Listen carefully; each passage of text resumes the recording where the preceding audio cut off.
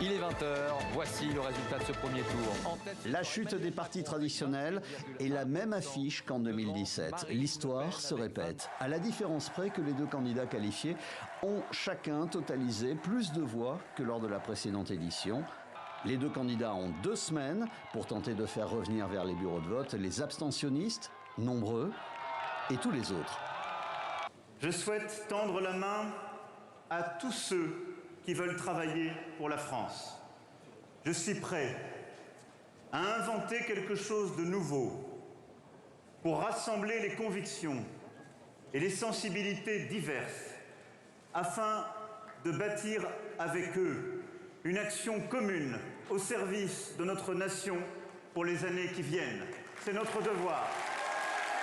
Lors de ce premier tour, les Français ont manifestement tenu à arbitrer par le pays un choix fondamental entre 2 visions opposées de l'avenir.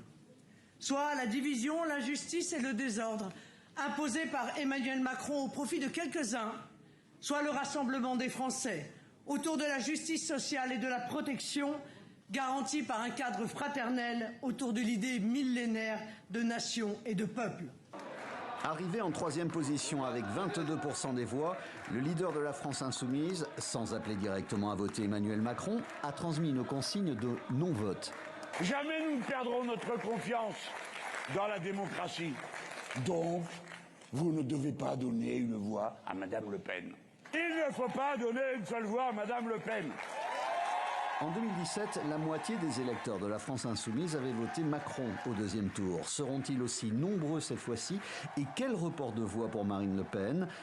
Une première projection donne la victoire au président sortant, une victoire beaucoup moins large qu'en 2017.